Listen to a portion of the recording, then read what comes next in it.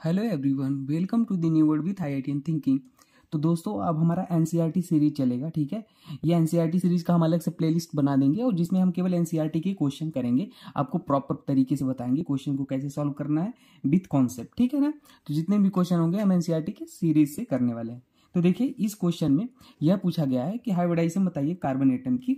ये जो हमारे नीचे कंपाउंड गिवन है। ठीक है, तो मैं ट्रिक भी बताऊंगा आपको और आपको कैसे प्रॉपर तरीके से निकालना है वो भी सिखाऊंगा। ठीक है, और हम कार्बन का तो बताएंगे ही बताएंगे, ऑक्सीजन भी जो है इसमें ना, तो ऑक्सीजन का भी हम बताएंगे आपको कैसे निकलेगा। ठीक है, तो आइए स्टार्ट करते हैं।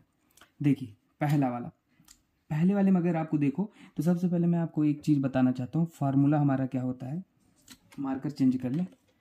फार्मूला देखो, फार्मूला हमारा ये कहता है, अगर sigma bond plus lone pair दिख रहा है आपको, सिग्मा बॉन्ड लोन पेयर अगर हमारे कितने आ जाए, 4 आते हैं तो होता है sp3।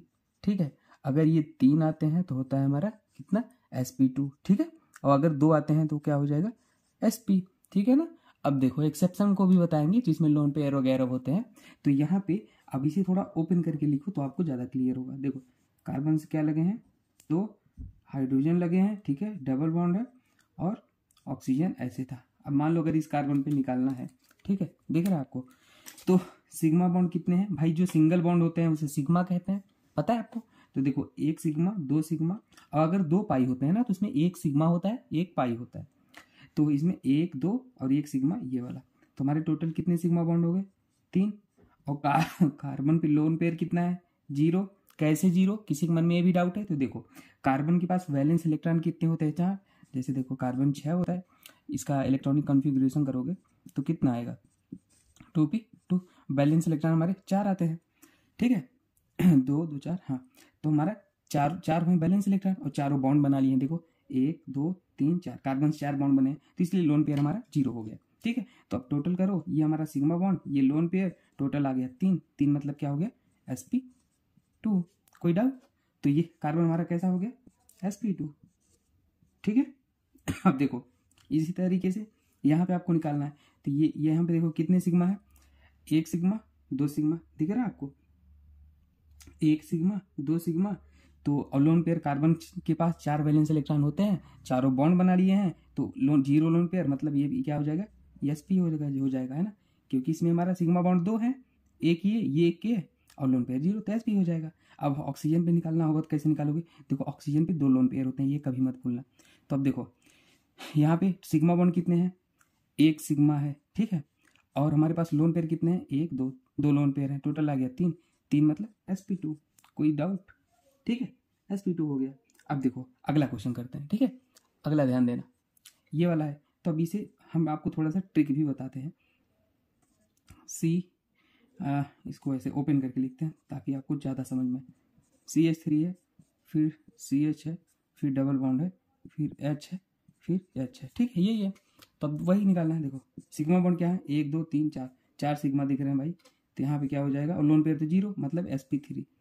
ठीक है, 4 सिग्मा थे, लोन पेयर 0 थे, 0 लोन पेयर तो मतलब sp3 आ जाएगा ना, वो अभी बताया, दिख रहा है।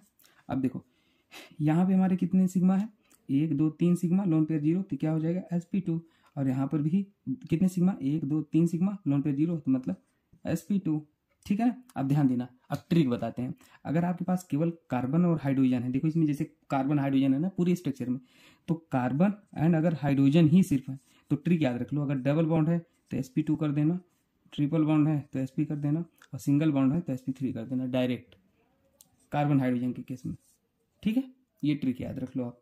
अब ध्यान देना, तो ये वाले तो सारे हो गए, बचा कौन हमारा, ये वाला बचा, इसको भी आपको सिखा देते हैं। देखो, CH3 ओपन करके लिखो, C डबल बॉन्ड O है और 2 CH3 लगे हैं, तो ऐसे लिख देते हैं।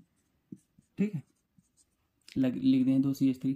अब देखो, निकाल लो, अगर इस कार्बन भी आपसे पूछा जाए तो कितना आ जाएगा। देखो, 1 सिग्मा 2 सिग्मा 3 सिग्मा, भाई 3 सिग्मा आ गए, लोन पेयर 0, तो sp2 कार्बन।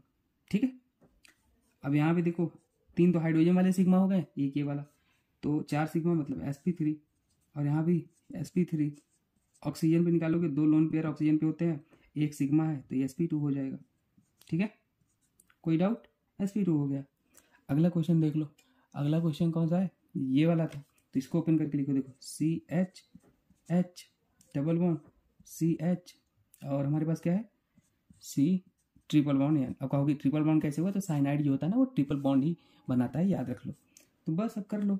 देखो यहाँ पे वही 1 सिग्मा 2 3 सिग्मा मतलब sp2। यहाँ पे देखो 1 सिग्मा 2 सिग्मा 3 और ये 1 सिग्मा 2 सिग्मा 3, यहाँ भी sp2।